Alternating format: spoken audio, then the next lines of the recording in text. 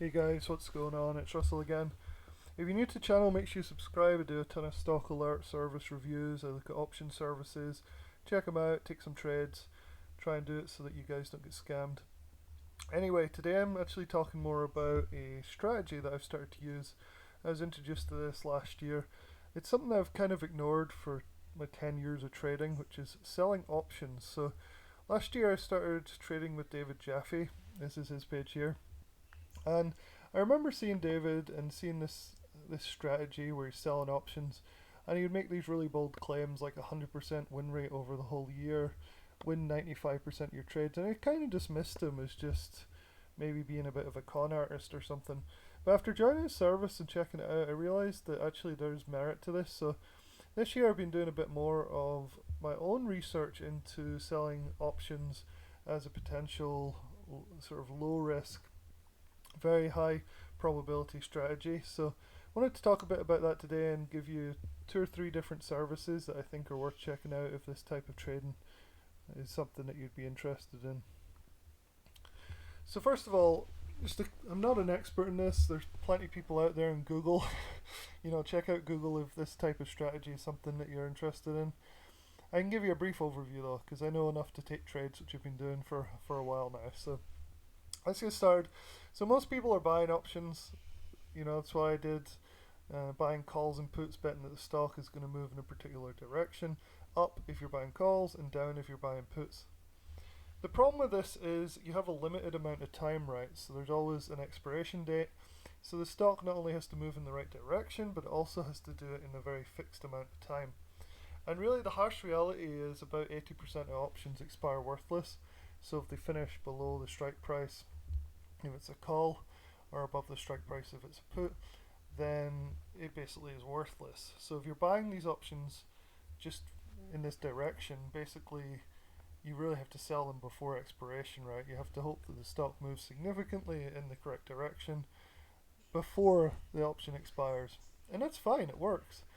But one of the best strategies that I want to talk about is actually selling puts. So if you think a stock is going to go up, you've got a few options, right? You can buy the stock, you can buy a call option, but you can also sell a put. So kind of a put is really a short thing, but if you sell it, you're really going long on the underlying stock, right? But there's way more advantages just to betting that the stock is going to go up when you sell puts. You really become the casino, right? You get paid a premium when you sell your put to an option buyer, and you're betting that the stock is actually not going to really like end up in the money. It's going to expire worthless. If it expires worthless, you basically keep all the premium that you sold it for. The really nice thing about this though is you don't actually have to be right about the direction of the stock, right? So it can actually go the correct way or the opposite way a little bit or sideways. It doesn't actually have to, do what you would do if you were buying an option. And that is really cool. And part of that is, well, the main part of that is time decay. So most people know that basically as an option gets closer to its expiration date, so these are days to expiration, this is the remaining extrinsic value. As it starts to get closer and closer, this value called theta is basically a time decay, right? So if the stock does nothing, this is how much value it will lose over time until it gets to zero at expiration for most stocks, for most option contracts. So you can see all you have to do is really buy, say here, sell a put here, and within 10 days or so, if you buy the right or sell the right option contract, you can get a 50% decrease quite quickly. So that is really, really cool. It's kind of like they all just decay and you can just sit there and collect your money. It's not quite as simple as that. There are some risks which I'm going to talk about in the next slide. So this is like an overview of what I'm trying to talk about here. If you're bullish on a stock, you can sell puts against it. They have to be cash covered though, so you do have to have enough cash in your account that if you were assigned the actual stock, which can happen at any point, but certainly at expiration, then you have to have enough cash in your account to be able to buy a minimum of 100 shares if you only have one contract, right? Or 200 shares if you have two contracts, and so on. And when you do this, so when you sell a put, that that cash is basically tied up as buying power. It's to cash cover what you're doing, right? So you get a premium. So whatever you sell it for, you get that premium, and you get it right away. So it's like a upfront thing.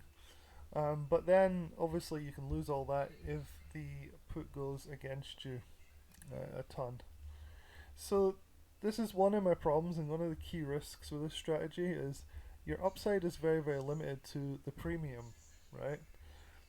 So that is like the absolute maximum you can get, but the loss can be substantial.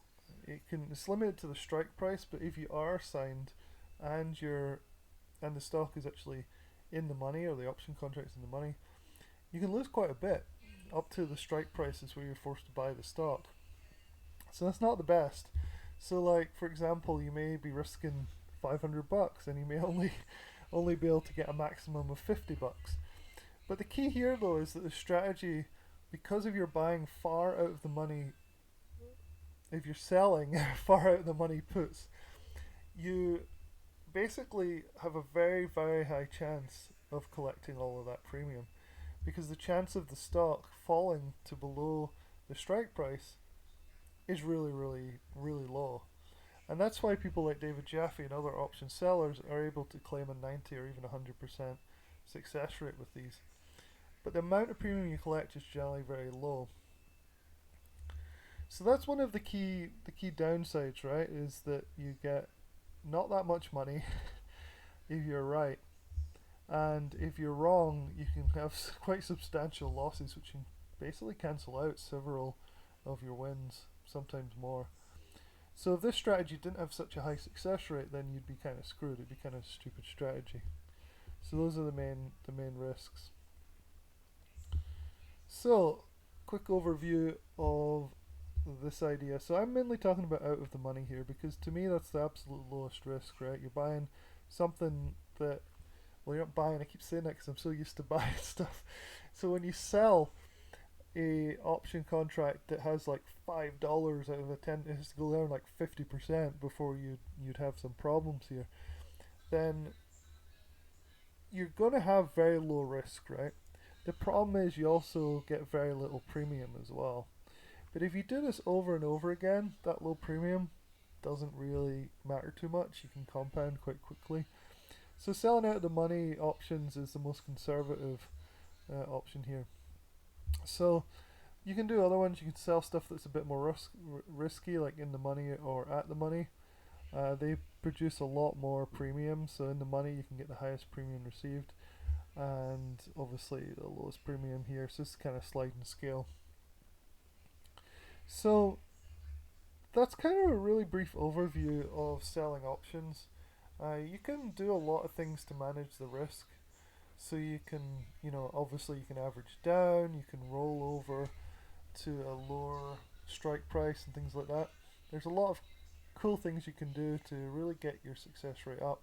You can do spreads, all sorts of really cool stuff. You can buy covered calls. It's like basically the tactics are quite involved and pretty cool when you get into it. And that's what David Jaffe does. So he is like a master at saving his trades, right?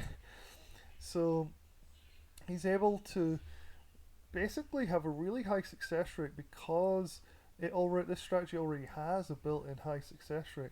But then if you're skilled and experienced at doing all these like rollovers and stuff, you can actually like really, really hit that like 95 or 100% win rate, which is really cool. The downside here is typically these guys are only making 4% to 8% a month. That's not bad though. I mean, as a stock trader, I was making about, mainly about 10% a month. But the risk I was taking and the stress that it was causing to do that was really high.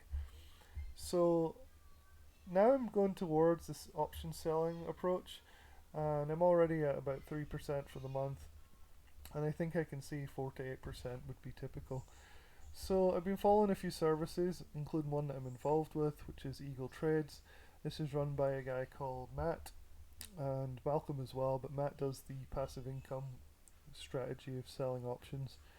It's only $150 per quarter, so it's one of the cheapest that I've been able to find, and Matt has just been killing it. So I can show you a couple of Matt's recent trades. Let's have a look. So he's doing CVNA, Nugget. You can see for one contract you're talking significant collateral here, which is definitely a downside. To make significant money with this, for example, you need about $100,000 to make $4,000 to $10,000 a month. But it's pretty chilled out. You just sell them and just sit there and wait for them to decay from theta decay. So Matt's been killing it. Here we go, like this one, Tesla down $12 from Friday, puts up 66%. Gotta love selling options, and I agree. So I'll leave a link in the description to come and check out Eagle Trades. That's definitely one of my favourite ones that I'm personally involved in. So I've been helping run Eagle Trades for a while, for full transparency. David Jaffe is $350 roughly a month. David has the advantages that he has this really long track record and is really experienced. He's worked on Wall Street as well. So David has probably the most experience on this list, although I don't know how much experience Lance has. I think he has a fair bit of experience as well. But I would say that David Jaffe is probably the most well known from this. So I'll leave a link to his service, or my review of his service, because I did join it and test it out, in the description.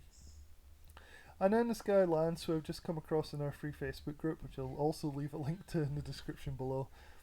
He does lower priced selling, so he sells puts, but you don't need as much buying power with Lance as you do with these other two guys. So he looks for much lower strike price, probably more conservative in a lot of ways than these other guys, but his returns are a bit lower. I think he said he averages about 4% a month, so I've been following his alerts as well. So I think that's about it. It's a brief overview on selling puts, and I'm learning as I go along. It's definitely, if you're kind of working a full-time job, it's definitely something you might want to consider. When they say passive, yeah, it's passive, and you're just kind of sitting there waiting for these things to decay, and the price to drop.